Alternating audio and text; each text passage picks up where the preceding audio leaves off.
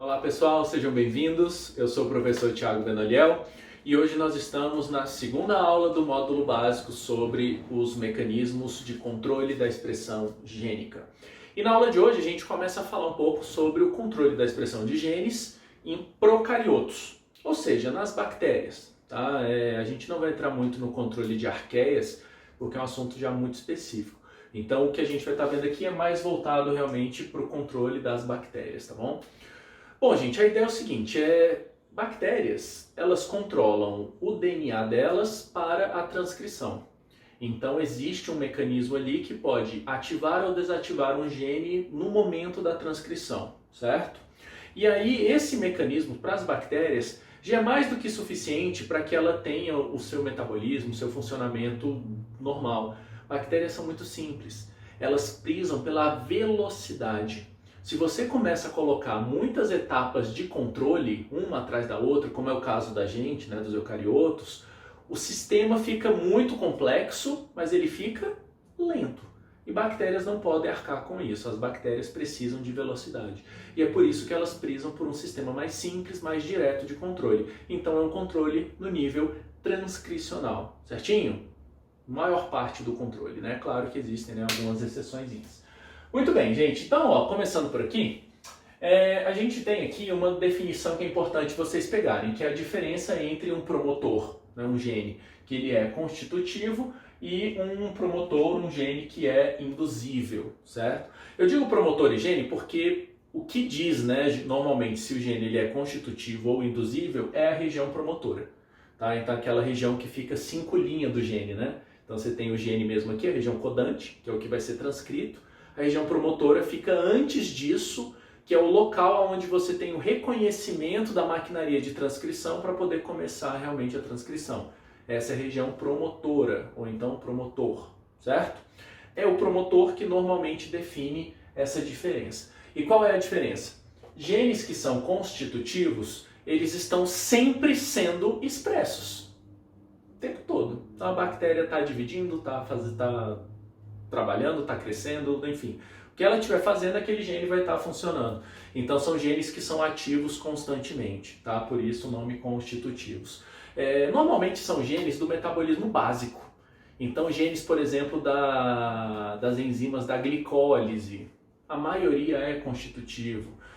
Genes que fazem parte, às vezes, de uma bactéria aeróbia, do metabolismo do ciclo de Krebs ou do metabolismo de carboidratos, enfim, sabe? Uma coisa mais geral, uma coisa que é realmente do funcionamento básico de uma célula, costuma estar sob o controle de um promotor constitutivo. Mas isso não quer dizer que não tem controle não, tá? Não é assim, ele vai fazendo o quanto for. Não, não é assim. É apenas que ele não tem um sistema de bloqueio específico. Então, ele não tem um sistema específico que chega lá e bloqueia aquele gene específico, não.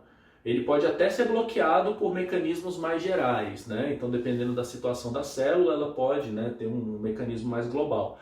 Agora, o gene especificamente, ele próprio, ele tem apenas uma região ali que diz que ele tem que ser ativado. Certo? É isso que ele tem. Então ele não tem regiões que vão dizer quando ele é inativado ou em que situação ele é ativado, não. Ele simplesmente é ativado e ponto. Certo? Ele vai transcrevendo o quanto for necessário. Existem genes promotores, né, constitutivos, que são mais fortes, que vão produzir mais RNA e mais proteínas. Existem promotores constitutivos mais fracos, que vão produzir uma quantidade menor. Então assim, não quer dizer que não tenha controle, tá bom? É só para ficar bem claro, tá? Se um dia eu falar para vocês, um promotor constitutivo não tem controle, isso é mentira. Existem controles, só não é um controle direto, não é um controle exatamente lá mesmo dentro dele, tá? É um controle um pouco mais geral, certinho? E existe um outro grupo de promotores que são os promotores induzíveis. Quando a gente diz isso, induzível, quer dizer que ele pode ser induzido por alguma coisa. Então é um gene que ele está bloqueado e numa determinada condição ele é ativado, entenderam? Então ele é um gene condicional, né? Em determinadas condições ele é ativado. Esse tipo de gene, ele geralmente faz parte de outros mecanismos metabólicos, que não o metabolismo basal básico mesmo. Porque o metabolismo mais basal, se ele inativa, normalmente as células morrem, né? Então, os mecanismos mais básicos de uma célula têm que estar sempre funcionando. por isso que normalmente são genes constitutivos. Então, os outros genes, né, que não fazem parte desse metabolismo basal, normalmente vão ter algum tipo de controle mais específico para ativá-lo apenas em condições ou situações específicas. E aí nós chamamos esses genes de induzíveis. Certinho? Muito bem. E aí em bactérias, nós temos um modelo que é o modelo padrão, tá, de controle dos genes, que é chamado modelo de Operons. É o único modelo de bactérias? Não. Existem vários outros. Mas esse é o modelo básico, tá? O modelo padrão de controle dos genes em bactérias e que funciona bem a diversas situações. E vocês vão ver como é um controle muito tá preto no branco mesmo assim. Tipo, em tal situação ela faz isso. Na outra situação ela desativa o gene e assim vai. Então é um mecanismo bem direto mesmo relacionado com as situações da célula. Então, como é que funciona, né, esse modelo do Operon? Primeiro, os genes são policistrônicos. Vocês lembrarem lá o que era isso? A gente já falou disso em outras aulas, né? Gene policistrônico quer dizer que é um conjunto de genes que eles são transcritos juntos. Então você tem um promotor, um terminador e 2, 3, 4, 5, 6, 7, 10 genes juntos. Certo? Pode ter 2, pode ter 10, não interessa. Certo? Então assim, você tem vários genes, então 2 ou mais genes, todos ligados, sendo transcritos com o mesmo promotor, então transcritos juntos, eles formam o mesmo RNA mensageiro, vários genes. Na hora da tradução, eles são traduzidos de forma independente, então cada um tem a sua tradução, certo? A tradução é individual, mas a transcrição é coletiva. E isso faz com que esses genes eles sempre sejam produzidos juntos, né? Porque se eu ativo o primeiro, eu ativo todos, né? Então você sempre produz todos juntos. Qual que é a lógica disso? São normalmente genes relacionados. Isso quer dizer o quê? Que são genes que todos eles têm a ver com algum processo, algum mecanismo celular que é relacionado um com o outro. Tá? Então, por exemplo, a gente vai ver aqui uma situação de um operon, que é o operon da biossíntese de triptofano. Triptofano é um aminoácido, né? Então as células precisam dele, é um aminoácido que as proteínas para serem feitas usam, né? Então o triptofano ele é essencial, as células precisam de triptofano. As bactérias são capazes de fazer. Só que para fazer o triptofano ela precisa de 5 enzimas. Cada enzima é um gene, então são 5 genes. E aí qual que é a ideia? No operon triptofano eu tenho as 5 enzimas que vão fazer o triptofano sendo transcritas juntas, com os 5 genes num sistema policistrônico, numa forma de operon.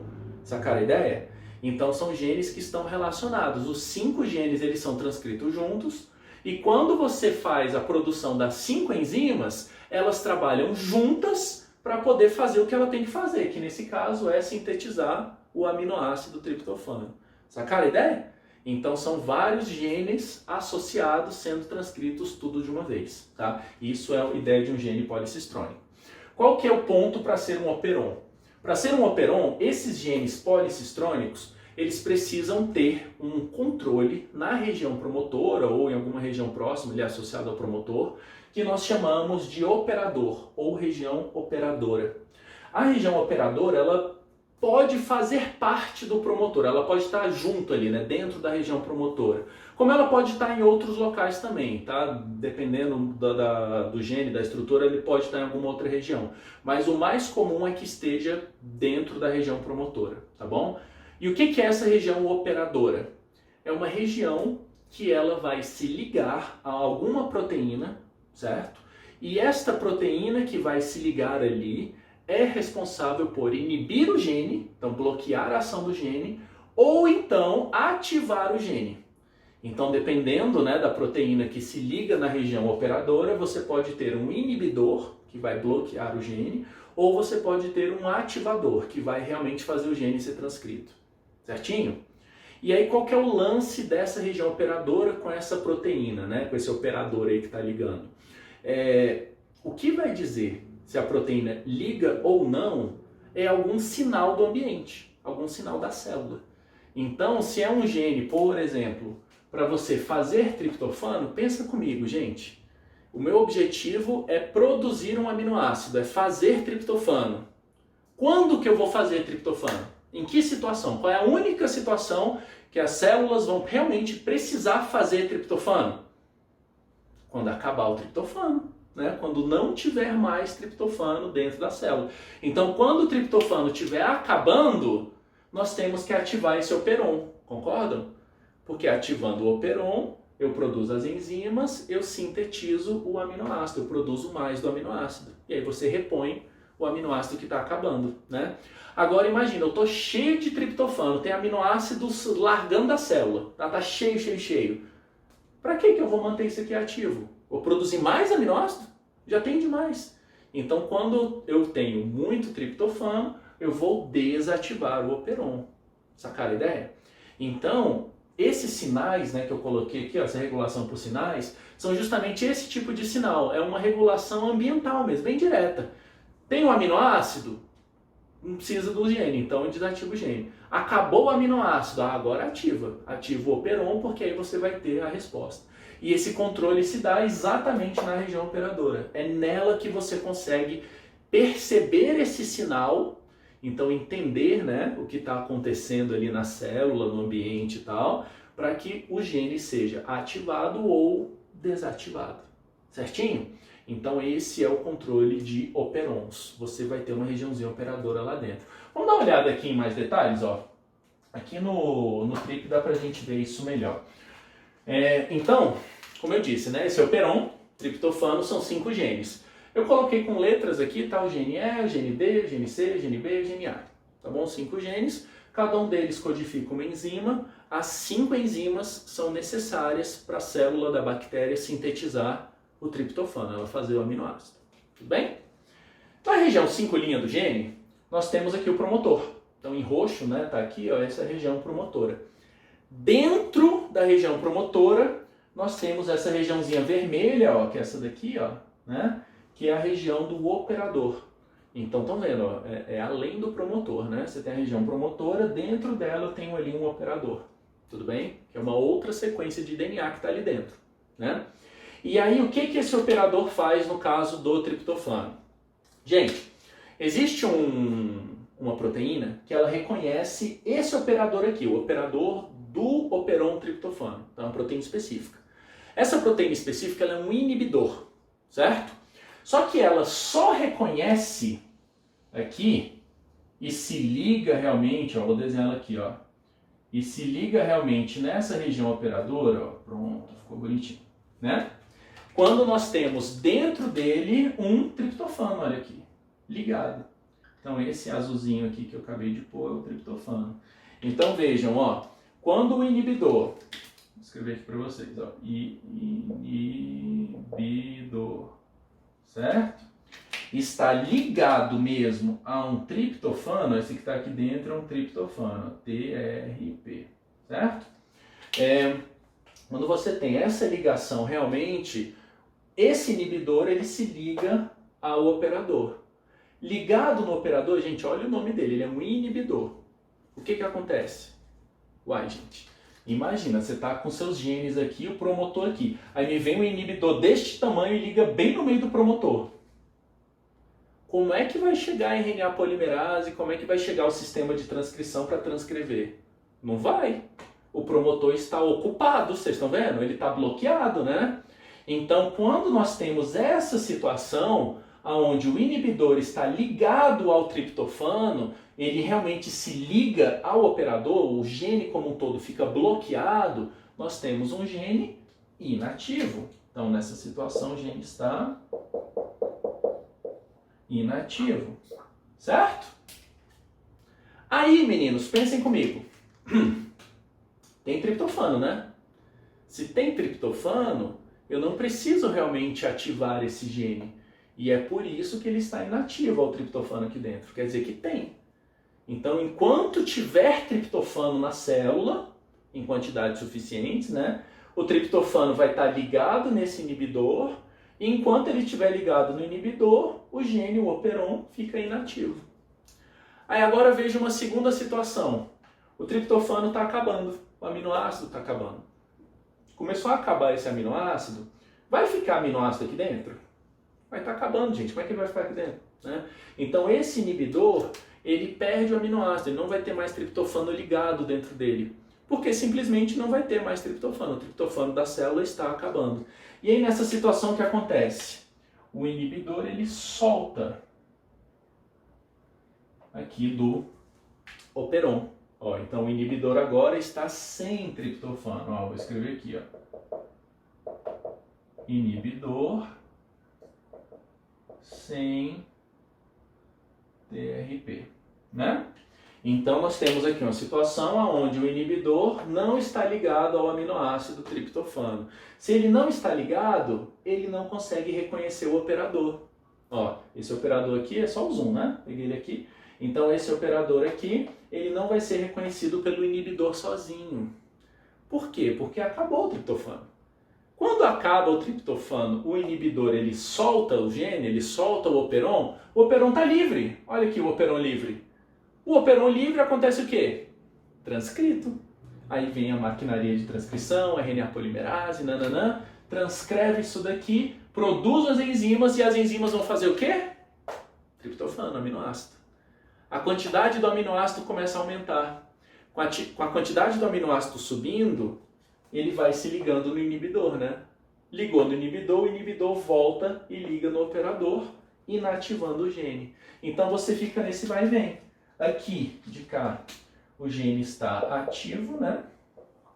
Porque nós estamos sem triptofano, certo?